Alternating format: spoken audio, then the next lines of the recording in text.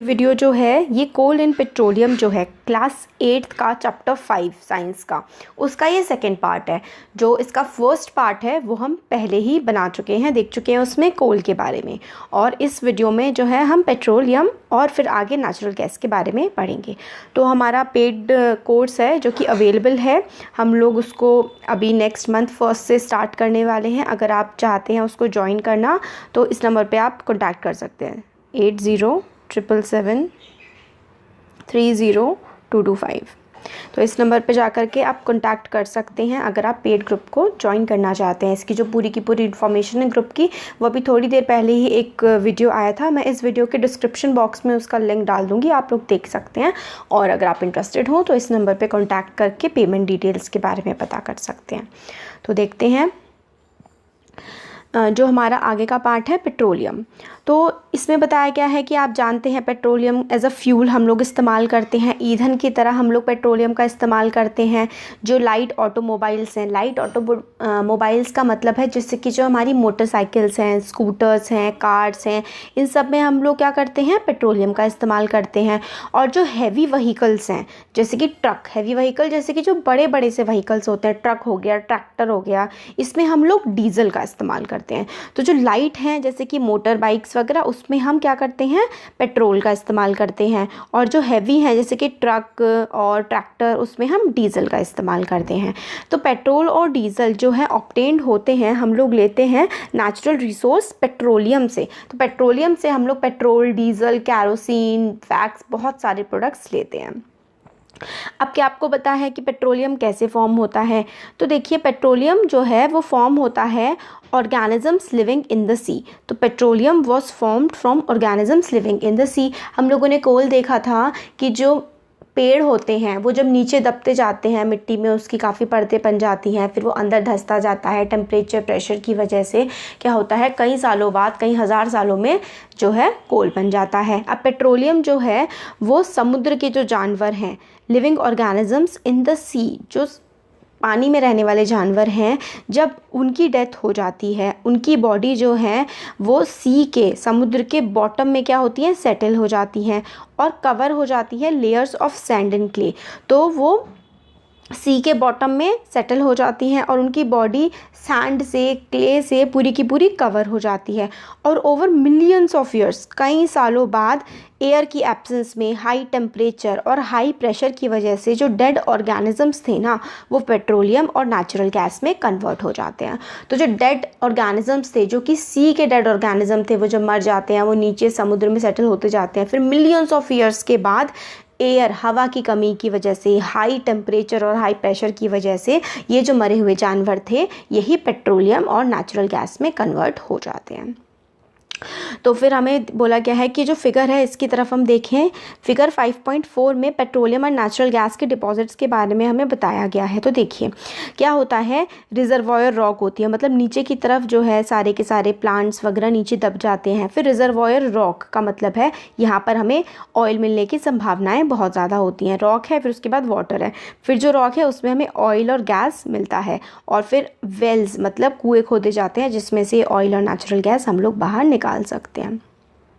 तो देखिए ये जो फिगर है ये दिखाता है, it shows deposits of petroleum and natural gas. इस फिगर में हमें पता लगता है जो पेट्रोलियम के, नेचुरल गैस के जो डिपॉजिट प्रेजेंट हैं अर्थ में, उसके बारे में हमें दिखाता है ये।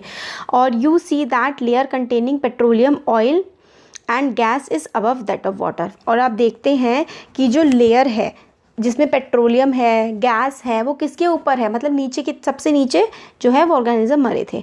फिर क्या हुआ, वहाँ पे मिट्टी मिट्टी जम गई, फिर वो थोड़ा यहाँ पे दब गए, फिर पेट्रोलियम और नेचुरल गैस उनसे प्रोड्यूस हुआ। फिर क्या है, एक लेयर है वाटर की, फिर वाटर की लेयर के ऊपर जो है गैस और हमें ऑयल देखने के लिए मिलता है। देखिए ऐसा इसलिए होता है क्योंकि ऑयल और गैस जो है ना, ऑयल और गैस ऊपर क्यों देखने के लिए मिलते हैं, इनके नीचे पानी क्यों होता है, क्योंकि इसलिए आप घर पे एक्सपेरिमेंट कर सकते हैं।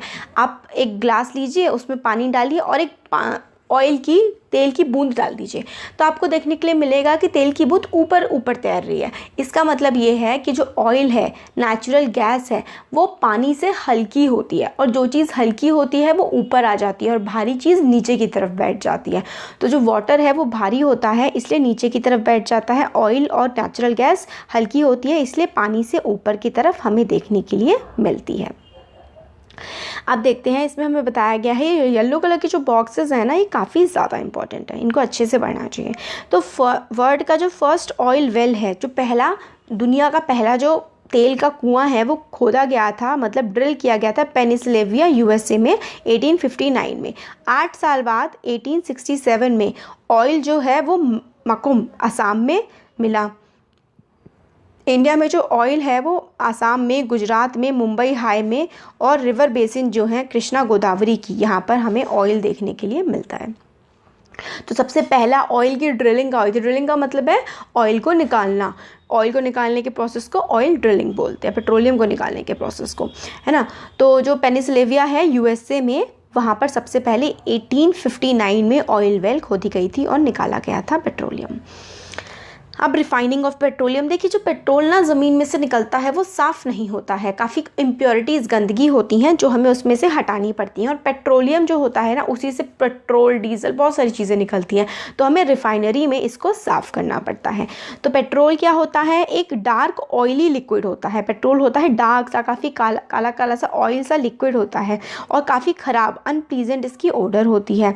और ये जो है मिक्सचर होता है काफ़ी सारे कॉन्स्टिट्यूएंट्स का।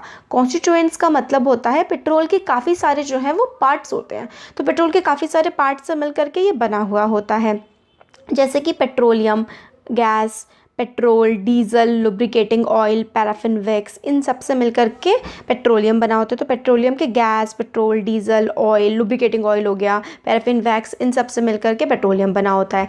तो पेट्रोलियम से पेट्रोल, डीजल, ये बाकी सारी चीज़ें निकालने के लिए हम लोग पेट्रोल की रिफाइनिंग करते हैं। तो ये देखिए, the process of refining oil, the process of separating various constituents fractions of petroleum is known as refining. तो रिफाइनिंग का मतलब होता है जो वेरियस कॉन्स्टिट्यूएंट्स होते हैं ना पेट्रोलियम के अंदर प्रेजेंट, उनको साफ़ करना, उसी को हम रिफाइनिंग कहते हैं। It is carried out in petroleum refinery. तो अलग अलग पेट्रोलियम के जो कॉन्स्टिट्यूएंट्स होते हैं उनको साफ़ करके अलग निकाल देना ही क्या होता है, पेट्रोलियम रिफाइनिंग होती है। और ये कहाँ पर होता है, जो पेट्रोलियम की रिफाइनरीज़ होती हैं ना, वहाँ पर ये काम किया जाता है। और काफ़ी सारे जो कॉन्स्टिट्यूएंट्स हैं पेट्रोलियम के, वो टेबल 5.1 में हमें गिवन है। तो देखिए ये टेबल भी बहुत ज़्यादा इंपॉर्टेंट है, अच्छे से आपको करनी है। तो सबसे पहले क्या होता है, हमारा एलपीजी होता है पेट्रोलियम का, जो एक उसका पार्ट होता है जिसमें से पेट्रोलियम में से ये सारी की सारी चीज़ें निकलती हैं। तो सबसे पहले देखते हैं एलपीजी। एलपीजी के यूज़ क्या है, हम अपने घर में जो गैस जलाते हैं वो एलपीजी तो होती है, और इंडस्ट्रीज़ में बहुत इस्तेमाल होता है। पेट्रोलियम के क्या क्या यूज़ हैं, motor fuel, aviation fuel, solvent for dry cleaning. आपको पता है जो आप ड्राई क्लीन के लिए दे के आते हैं वो पेट्रोल से साफ़ की जाती हैं चीज़ें।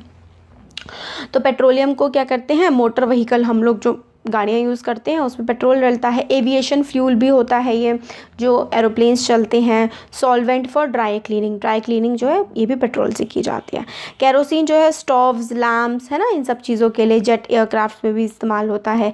डीजल जो है हैवी व्हीकल्स के लिए, और जनरेटर्स के लिए, जनरेटर में जो इलेक्ट्रिक जनरेटर होते हैं उसमें भी डीजल का इस्तेमाल होता है। लुब्रिकेटिंग ऑयल लुब्रिकेशन के लिए, जैसे कि कहते हैं ना कि तेल लगा दो, ये जैसे वो हो गया है, जाम हो गई ये चीज़, तो वही लुब्रिकेटिंग ऑयल यही होता है। पैराफिन वैक्स, जैसे कि हम लोग वैसलीन जेली यूज़ करते हैं सॉफ्टनेस के लिए स्किन में। बिटुमिन जो है, हमने पहले भी देखा था कि बिटुमिन पहले क्या है, कोल तार इस्तेमाल किया जाता था, फिर अब सड़क को बनाने के लिए हम लोग बिटुमिन यूज़ करते हैं। रोड की सरफेसिंग के लिए बिटुमिन, और पेंट्स वगैरह में भी बिटुमिन इस्तेमाल किया जाता है।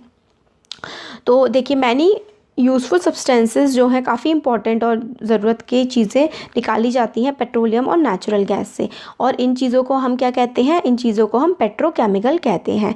और these are used in manufacture of detergent, petrochemicals कहते हैं। इसमें से पेट्रोलियम से ना ये सारी चीज़ें जो हमने अभी पढ़ी, बिटुमिन, वैक्स वगैरह, ये तो होती ही हैं, और भी बहुत सारी चीज़ें होती हैं जिन्हें हम पेट्रोकेमिकल कहते हैं।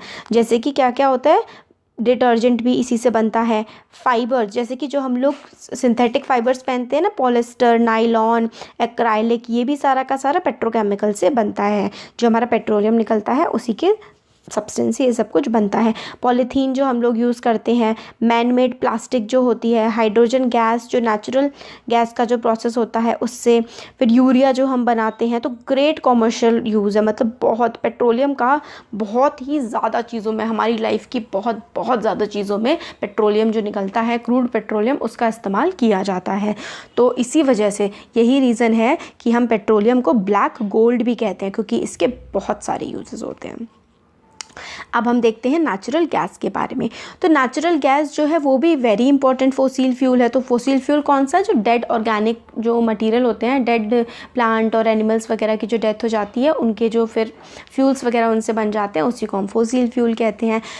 अब ये बहुत इंपॉर्टेंट है नेचुरल गैस, क्योंकि इसको काफ़ी इजी है ट्रांसपोर्ट करना पाइप्स के थ्रू। मतलब आप पाइप्स की हेल्प से नेचुरल गैस को बहुत सारी जगह ट्रांसफ़र कर सकते हैं, पहुंचा सकते हैं। जैसे कि हमारे देश में भी दिल्ली और काफ़ी दूसरी सिटीज़ में भी जैसे हम लोग सिलेंडर का यूज़ करते हैं, इसी तरीके से पाइप जो लाइंस पड़ी हुई हैं नेचुरल गैस की, और उसका भी इस्तेमाल किया जा सकता है। और सबसे आसान होता है नेचुरल गैस को पाइप के थ्रू भेजना।